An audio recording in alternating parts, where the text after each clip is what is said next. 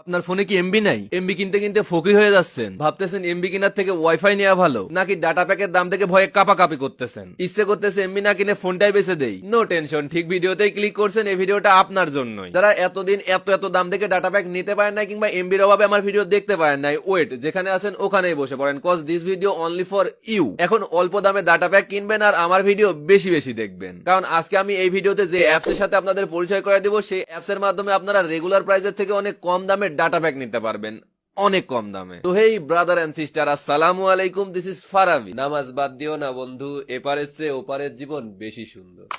আচ্ছা ওয়েট, আমি মাঝে মাঝে এরকম অ্যাপস নিয়ে আপনাদের সামনে হাজির হয়ে যাই কেন জানেন? কারণ আমি জানি আপনারা এমবির অভাবে আমার ভিডিও দেখতে পারেন না, বসে বসে আঙ্কেল আন্টির টাকাগুলো ধ্বংস করতেছেন। তাই আমি চেষ্টা করতেছি আঙ্কেল আন্টির টাকাগুলো একটু সাশ্রয় করার জন্য। প্লিজ ভিডিওটা কন্টিনিউ করেন, কারণ আমি আজকে যে অ্যাপসটা রিভিউ করবো, সেই অ্যাপস এর মাধ্যমে আপনারা রেগুলার প্রাইসের থেকে অনেক কম দামে ডাটা প্যাক গুলো নিতে পারবেন। তো এই অ্যাপসে অ্যাকাউন্ট করার জন্য সর্বপ্রথম আপনাকে যেটা করতে হবে সেটা হচ্ছে প্লে স্টোরে গিয়ে সার্চ বাটনে লিখবেন এসটি টেলিকম, তারপরে এসটি টেলিকমটি আসবে, ইনস্টল করে যেভাবে সেলফ রেজিস্ট্রেশন করবেন, রেজিস্টার এ নিউ অ্যাকাউন্টে ক্লিক করুন। আপনার নাম, মোবাইল নাম্বার, ইমেইল, এনআইডি কার্ডের নাম্বার, জন্ম তারিখ, পাসওয়ার্ড ও পিন নাম্বার দিন। ঠিকানার মধ্যে বিভাগ, জেলা, থানা, গ্রাম সব দেওয়া হয়ে গেলে কোন লেভেল নেবেন সেটি সিলেক্ট করুন। এরপর রেজিস্টার এ নিউ অ্যাকাউন্টে ক্লিক করুন।